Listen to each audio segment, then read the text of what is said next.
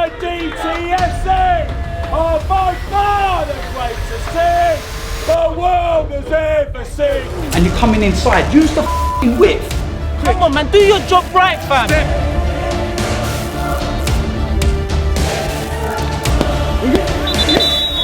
What they want to see you, right? Seriously, I f***ing love you, man. Fucking came through them hearing it. Yeah! Let's go. Yes!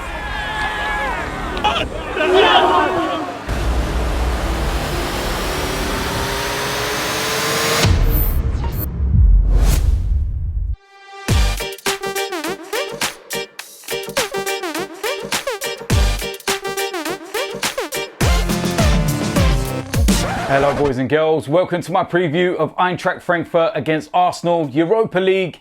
It's that time of the year where we start to get bantered off because we are playing on Thursday nights again. And what I'll say about this game is possibly the hardest one of the group, and it's not a usual kind of Europa League fixture.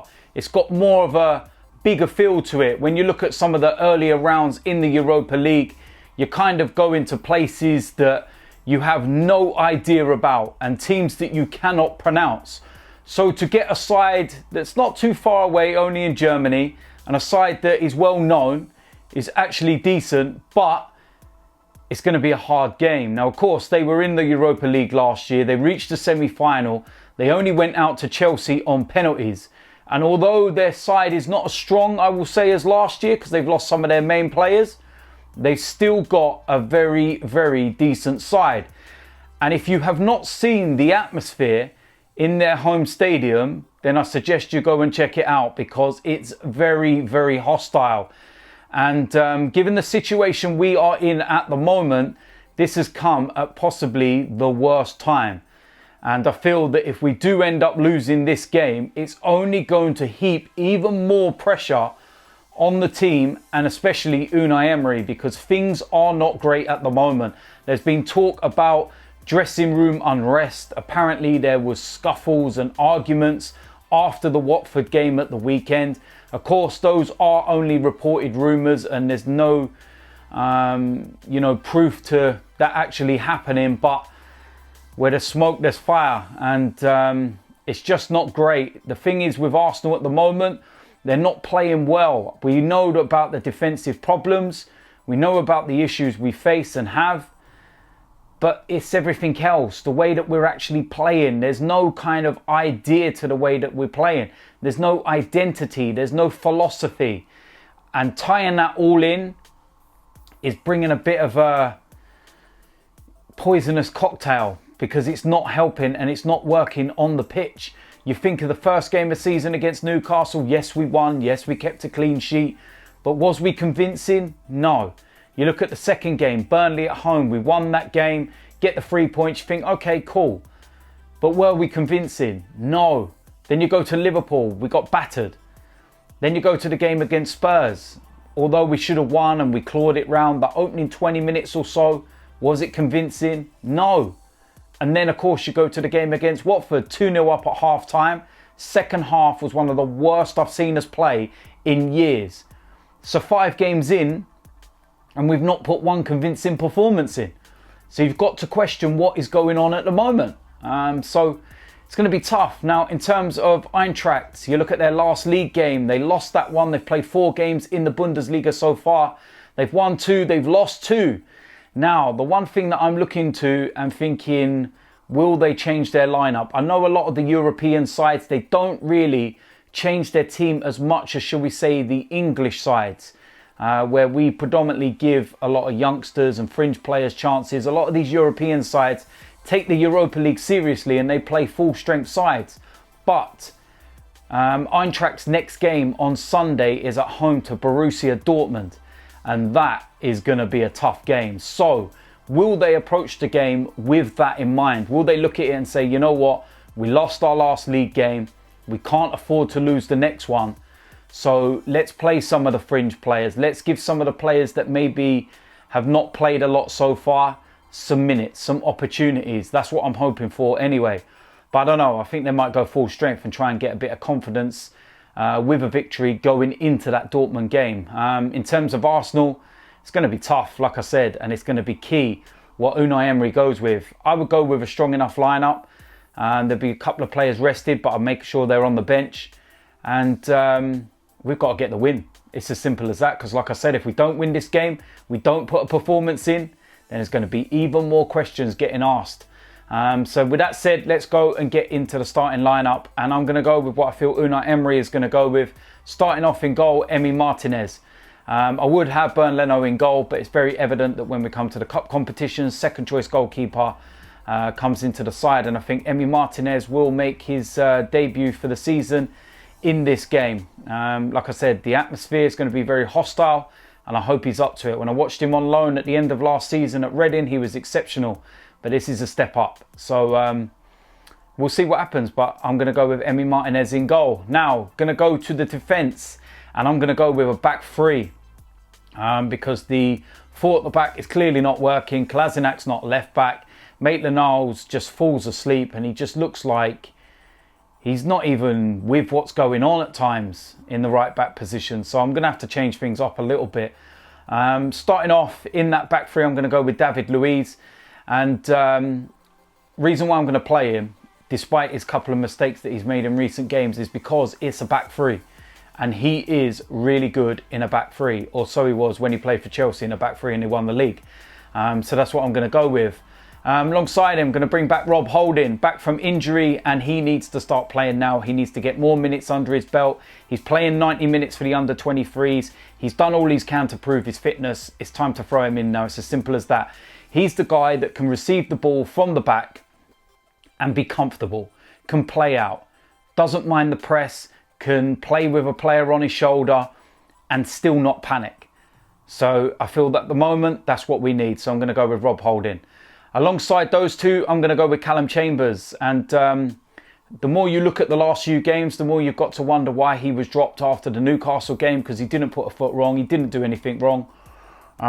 So yeah, the more we keep making mistakes at the back, the more you're going to question that decision. But for this one, I'm going to put him in there because as well as Rob Holding, he's someone that can play with the ball at his feet and is quite comfortable playing with players on his shoulder and playing out from the back. So that's going to be my back three. Now we're going to move into the wing backs. First of all, on the left-hand side, we're going to go with Kolasinac. Don't feel we have any other choice. I suppose you could look at young lads like Xhaka, maybe play there. I know for the youngsters, he's been kind of playing in that number 3 wing back role. But it's a big ask for a game like this. So I'm going to go with the experience and I'm going to go with Kolasinac because, as I always say, he's better as a wing back than he is as a full back. So hopefully he can cause some problems and we don't have to worry about him defending as a fullback so much. On the right hand side, we're going to go with Ainsley Maitland-Niles again because we don't have many other options, to be quite honest with you. You can't put the likes of Reece Nelson as a right wing back, can't put the likes of Pepe as a right wing back. So again, maybe, you know, pushing Maitland-Niles a bit further forward will be better than having him at the back because he clearly doesn't concentrate all the time and he clearly falls asleep. But he can attack, so that's my thinking anyway, and hopefully it works out. Going to move into the midfield area. First of all, Lucas Torreira. And he's had a slow start to the season, hasn't had a lot of minutes, and he's really trying to rediscover his form and his fitness and everything else. But this is the perfect time, and I've got no problems with this. I'm going to put him straight in there. Alongside him, I'm going to go with Joe Willock, and hasn't played a lot of minutes in recent games.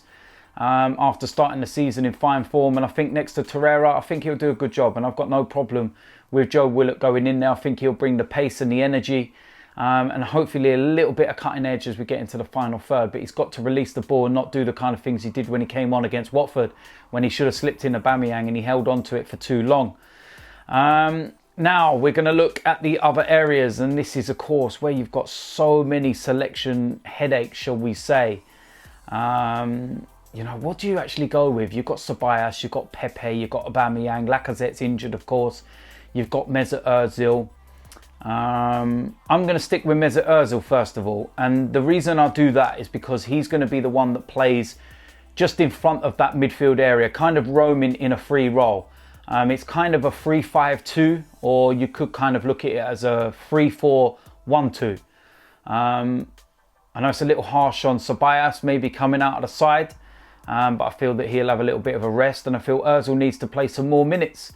And it's as simple as that. He hasn't had a lot of game time, and I feel that in this kind of game he could be the one that opens the door. So it'd be very interesting to see what actually happens. But for this one, I'm going to go with Mesut Ozil. Now we go with the two that I look to have up front. First of all, Nicolas Pepe.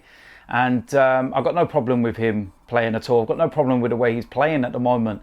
You look at the stats within Arsenal themselves, he's first in everything. The dribbles, the chances created, big chances created. He's doing what he needs to do. It's just lacking that little tiny finishing piece. Maybe the goal. And I feel that once he gets that, he'll hit the ground running. And, you know, people need to lay off him, stay off his back. I know it's not predominantly Arsenal fans. It's others that, you know, think they're funny. But listen, if we were going to write off players after 4 or 5 games, then we would never have seen Thierry Henry, Dennis Bergkamp, players like this that took 7, 8, 9 games to score their first goals. Look what happened to them. So relax, got no problem. Hopefully he can go and get himself on the score sheet for this game. Alongside him, I'm going to go with Pierre-Emerick Aubameyang. And what can I say about this guy? He's been the player of the season so far. He's scoring for fun. We know what he can do, but listen, we can't keep relying on the man to score goals for you to just defend like a bunch of dicks and then just keep giving goals away. There's only so much he can do. You see how much him and Lacazette were doing for the team last year. And they're one of the reasons why we reached the Europa League final and why we nearly got into the top 4. Because defensively we were shambolic, but they were digging us out of holes over and over and over and over again. But they can't keep doing it. So sort out the defence, and we've got one of the best strikers in world football. It's as simple as that. So there we go. That is it for my preview and predicted lineup. Like I said, it's going to be a tough game against Eintracht. Hostile place, and we're going to have to stand up and be counted. And that's why I think we need to go with a strong lineup. Let me know in the comments section whether you agree or disagree. What 11 would you go with? Would you go with that formation, or would you revert back to the 4-2-3-1? That Unai Emery normally likes to do. Going to be very interesting. If we lose this game, the pressure's going to mount on Unai Emery big time. If we win, it could give us a bit of a breathing space, and it could also be a springboard for the rest of the season and to launch us on for the next month or so, because we've got some tough games coming up. Got Villa at the weekend, and then of course we've got Manchester United coming up as well at Old Trafford. So all to play for. We'll wait and see what happens. There's going to be a match day vlog after the game. It's going to be an extended one. I always do them when I go on the European tours. For people that keep asking me about the match day vlogs, I'm going to be doing them for the top 6 games away from home, and of course the European travels. So keep an eye out for that one. All of you that love them and miss them, there's going to be an extended one for this game.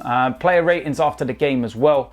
And we'll wait and see whether we can get off to a winning start in the Europa League.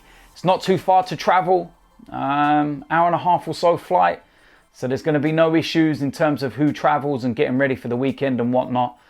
And yeah, we'll see what happens. And I'll see you lot when I'm out in Germany. Until then, I'll see you lot soon. I'm out of here.